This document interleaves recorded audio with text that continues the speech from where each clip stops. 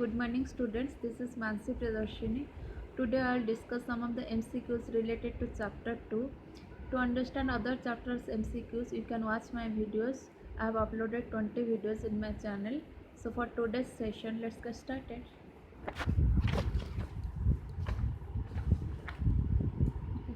So today I am going to discuss chapter 2 related MCQs.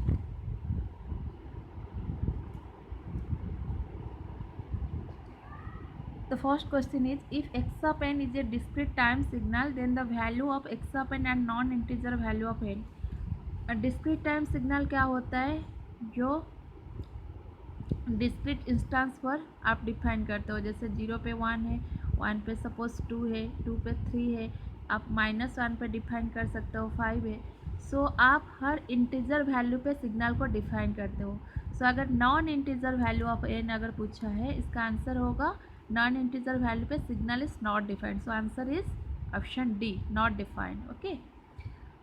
The discrete time function defined as URN equals to n for n greater than equals to 0 and URN equals to 0 for n less than 0 is n.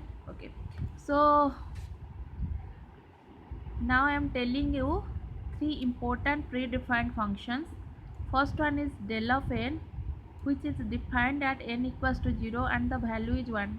All these three functions will be predefined functions. Okay.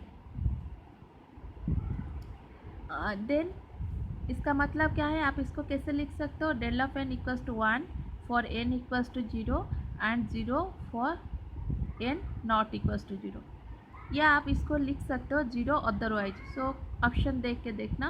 आपको ऐसे del of N में ना दे के भी ऐसे question पूछ सकता है, X of N is equal to 1 for N equals to 0 and X of N is equal to 0 for N not equal to 0. And आपको ऑप्शन में क्या देगा कि unit sample function, unit step function, unit ramp function, none of the above. अगर इस type का देता है जो सिग्नल ओनली 0 पे डिफाइंड है एंड उसका वैल्यू 1 है and for other instance the value is 0, उस टाइप सिग्नल को हम लोग बोलेंगे यूनिट सैम्पल सीक्वेंस और यूनिट इम्पल्स फंक्शन. जो भी आपको ऑप्शन में अवेलेबल रहेगा उसको क्लिक करना. Okay. Next is unit step function. हम लोग इसको डिनोट करते हैं यू ऑफ एन में. ओके.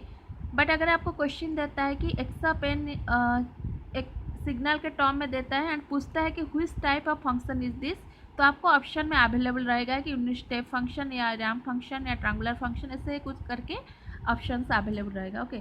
सो ये जो फंक्शन है ना, ये डिफाइंड है. पहले मैं बोली डेल ऑफ एन जो कि यूनिट सैम्पल फंक्शन है और यूनिट इम्पल्स फंक्शन है. ओके. यूनिट सैम्पल सीक्वेंस उसको बोलते हैं या यूनिट इम्पल्स फंक्शन बोलते हैं. जो आपको अवेलेबल रहेगा ऑप्शन में वो देखना. नेक्स्ट है, अगर 0 पे ये है वैल्यू 1, 1 पे वैल्यू है 1, 2 पे वैल्यू है 1 and up to infinity, means 0 से लेकर सारे पॉजिटिव वैल्यूज ऑफ एन के लिए इसका वैल्यू है 1. सो आप यू ऑफ एन को क्या लिख सकते हो? U of N is equal to 1 for N greater than equals to 0 and 0 otherwise. Okay. इसको क्या बोलते हैं? यूनिट स्टेप फंक्शन, क्योंकि एक स्टेप टाइप का. अगर वो कंटिन्यूस होता तो कैसे दिखता है? ऐसे एक स्टेप टाइप का दिखता है. तो एंड उसका मैग्नीट्यूड क्या है? 1 है. दैट्स वाई ये है यूनिट स्टेप फंक्शन.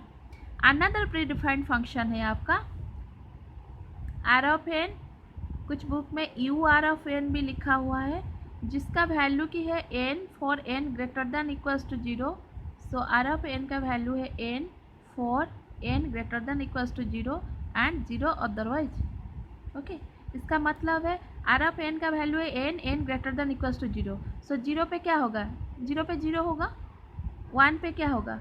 एन है. वो एन पे N greater than equals to 0 के लिए एन है. सो 1 पे 1 होगा, 2 पे 2 होगा, 3 पे 3 होगा. Okay. And this will continue. That means ये फंक्शन अगर इस टाइप का आपको क्वेश्चन में पूछा है कि ये signal is defined as X of N is equal to N for N greater than equals to 0 and 0 otherwise, ये किस टाइप, ये फंक्शन को क्या बोलेंगे या ये सिग्नल को क्या बोलेंगे? इसको बोलेंगे यूनिट रैम्प फंक्शन. ओके. समझ में आया?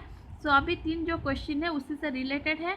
अभी आप देखो क्वेश्चन एंड मुझे आंसर बताना है. A discrete time function defined as u r n equals to N for N greater than equals to 0 and u r n equals to 0 for n less than 0 is n. क्या होगा?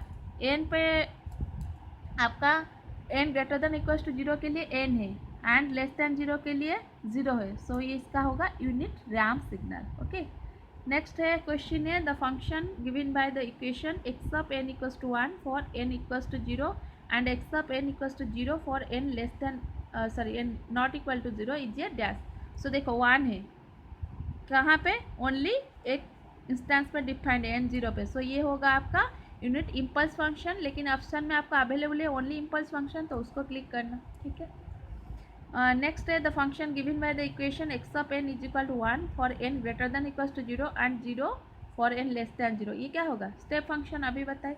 सो यहाँ से ये तीनों question जो है ना very very important है, आपको थोड़ा ट्विस्ट करके भी क्वेश्चन आ सकता है, लेकिन आप अगर कंसेप्चुअली क्लियर हो, आपको ग्राफ दे के भी पूछ सकता है। ओके, कंसेप्चुअली क्लियर हो ये क्वेश्चन को बना सकते हो। नेक्स्ट क्वेश्चन है the unit step signal u of n delayed by 3 units of time is denoted as. Okay, so मैं इसको थोड़ा सॉल्व करके आपको दिखाती हूँ।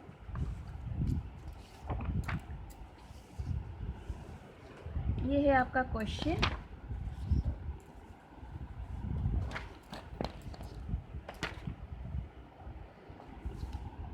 ये है आपका question u of n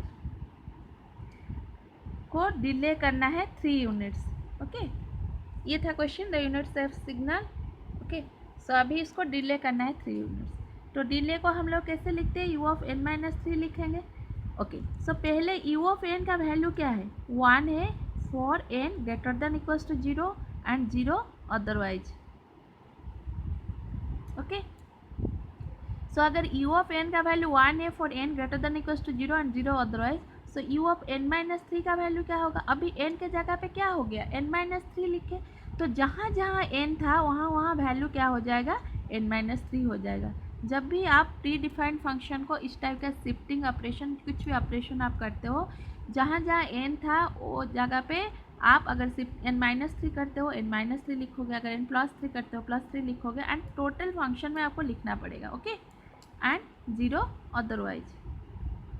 but मेरा जो एक्सिस रहता है वो तो n पे रहता है, n माइनस 3 पे नहीं रहता है, तो क्या करोगे, मैं कैसे लिखूंगी इसको, u of n minus 3 will be equals to 1, n minus 3 greater than equals to 0, so 3 अगर उस साइड चला जाएगा क्या आएगा, n greater than equals to 3 and 0 otherwise.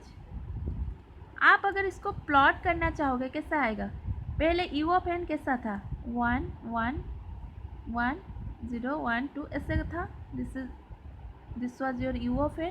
अभी u ऑफ n माइनस 3 करोगे तो आपका शिफ्टिंग होगा, कितना units, 3 units, means the sequence will start from 3।